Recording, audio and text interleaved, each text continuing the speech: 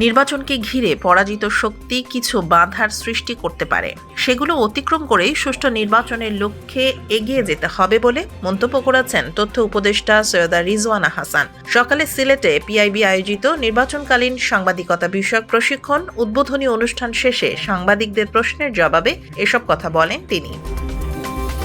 এ সময় তিনি আরও বলেন, ভোটের সময় বিভিন্ন জায়গাতে কিছুটা রাজনৈতিক উত্তেজনা থাকে। সরকার আশাবাদী তা উতরে যাওয়া যাবে।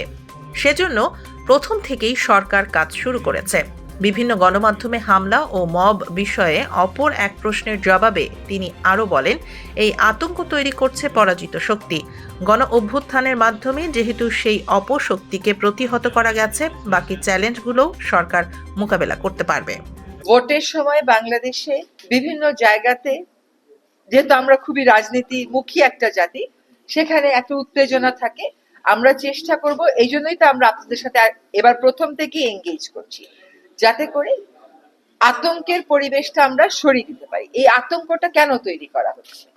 আতঙ্কটা কারা তৈরি করছে? গভীরে গিয়ে দেখবেন সেই পরাজিত শক্তিই করছে। অপশক্তির কয়টা লোক আছে বলেন আমাকে, তার বিপরীতে আমরা কয়টা লোক আছি? আমাদেরকে সংগঠিত হতে হবে। আর যদি কারো বিশেষ কোনো নিরাপত্তার ঝুঁকি থাকে, সে ব্যাপারে সরকারকে অবহিত করবেন। প্রথম আলো ডেইলি স্টার তারা তো আবার চালু হয়ে গেছে।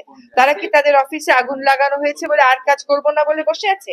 তারা কিন্তু বসে নেই, সরকারের সাথে তাদের কথা হয়েছে, তারা আবার চালু হয়ে গেছে, কাজ করেছে। এই যে ফাইটিং ব্যাকের স্পিরিটটা, এটা তো থাকতে হবে। আপনি একজন সংবাদকর্মী হিসাবে গত 16 বছরে যে নিপীড়নের মুখোমুখি হয়েছেন, এবার কি তার এক পরিমাণ নিপীড়নের মুখোমুখি হয়েছেন? তাহলে সেই কথাগুলো বলছেন না কেন? সেই কথাগুলো বলেন সবাইকে, মানুষের মধ্যে আশা জাগান, উৎসাহ জাগান। এর আগে প্রশিক্ষণ উদ্বোধনকালে তিনি বলেন, সুষ্ঠু ভোটের পাশাপাশি জনগণের ব্যাপক অংশগ্রহণে গণভোট ও প্রার্থী নির্বাচন চায় সরকার। অনুষ্ঠানে আরও বক্তব্য রাখেন পিআইবি মহাপরিচালক ফারুক ওয়াসিফ, তথ্য সচিব মাহবুবা ফারজানা।